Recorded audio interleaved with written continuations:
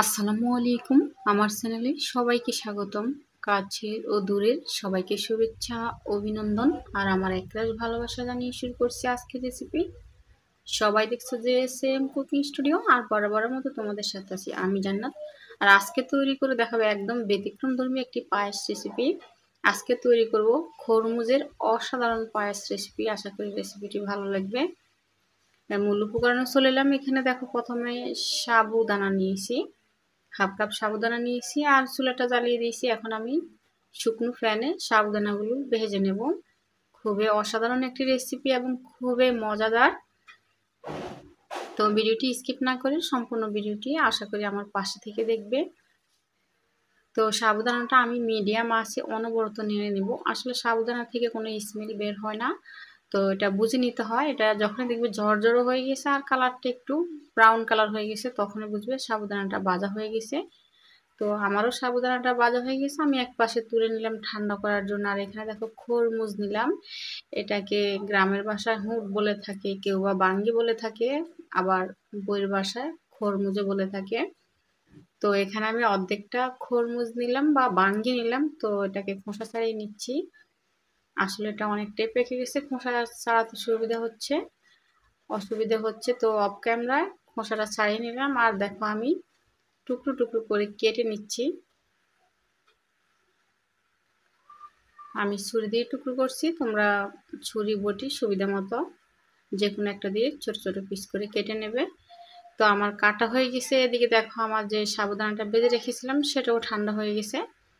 এবার একটি mixer jar নিলাম। মিক্সার জারে করে আমি সাবুদানাটা পেস্ট করে নেব, ভেঙে নেব। একেবারে গুঁড়ো করব না, এটা যাতে আদৌ ভাঙা হয় সেদিকে খেয়াল রাখতে হবে, একেবারে মিহি গুঁড়ো করা যাবে না। তো আমার সাবুদানাটা গুঁড়ো করা হয়ে গেছে আর আবারও চলে আসছি। তো সাবুদানাটা দিয়ে আমি এখানে 500 গ্রাম মতো দুধ দিলাম। চুলাটা বন্ধ অবস্থায় প্রথমে নেড়ে মিক্স করে নিয়েছি, এবারে চুলাটা জ্বেলে দিচ্ছি।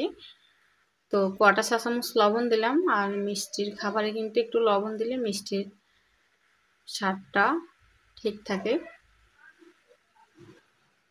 তো আমি দেখিয়ে দিচ্ছি আমার সাবুদানাটা কতটা ভেঙেছে, আমি মানে আধো ভাঙ্গা করেছি দেখো। তো এটা অনেকটা সিদ্ধ হয়ে গেছে। এবারে এদিকে যে খরমুজটা কেটে রেখেছিলাম সেটা আমি মিক্সার জারে দিয়ে দিলাম আর দিয়ে দিচ্ছি 1.5 কাপ চিনি।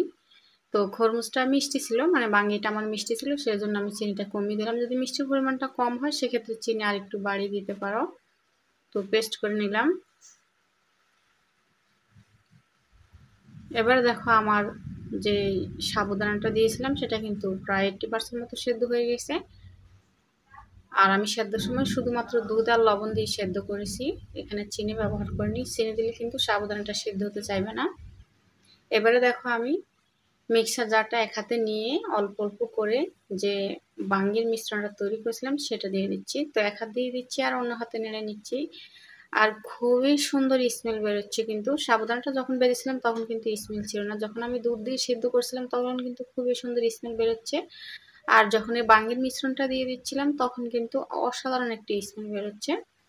তো আমার বাচ্চারা কিন্তু বলছিল কিসের এত সুন্দর গ্রান বেরোচ্ছে, বা পায়েসের সুন্দর একটা গ্রান বেরোচ্ছে, খেতে হয়তো অনেক মজাদার হবে। তো সত্যি বলছি অনেক মজাদার হয়েছে আর অনেক স্মেল বেরোচ্ছে। যখন আমি বাসায় তৈরি করছিলাম পুরো বাসাটা আমার গ্রানে ছড়িয়ে যাচ্ছিল। তো আমি পরিবেশন করে নিয়েছি। এটা এখনো গরম আছে, তো গরম থাকা অবস্থায় একটু পাতলা থাকবে, ঠান্ডা হলে কিন্তু অনেকটাই ঘন হয়ে যাবে। এদিকে দেখো, যেহেতু আমি খরমুজের পায়েস কিছুটা খরমুজ কুচি নিয়ে নিচ্ছি পরিবেশনের জন্য। তো সবার পছন্দ মতো সাজিয়ে নেবে। আর এখানে নিয়েছিলাম কাজু বাদাম আর কিশমিশ, তো কিশমিশ আর কাজু বাদাম দিয়েও সাজিয়ে দিচ্ছি। অসাধারণ একটি রেসিপি আর খুবই ইউনিক একটি রেসিপি, বাচ্চারা ভীষণ পছন্দ করবে। বাসার সবাই পছন্দের মতো একটি রেসিপি। তো এটা গরমে কিন্তু শরীর ও মন দুটো ঠান্ডা করে দিবে। আর এদিকে দেখো আমি কিশমিশ কাজু দিয়ে সাজিয়ে নিচ্ছি। খুবই কালারফুল, খুবই হেলদি, খুবই মজাদার একটি পায়েস রেসিপি। কেমন লাগলো আমার আজকের রেসিপি? ভালো লাগলে একটি লাইক করে দিও। আর প্রতিদিন এরকম ইন্টারেস্টিং রেসিপি পাওয়ার জন্য আমার চ্যানেলটি সাবস্ক্রাইব করে পাশে থেকো। সবাই ভালো থেকো। আল্লাহ হাফেজ।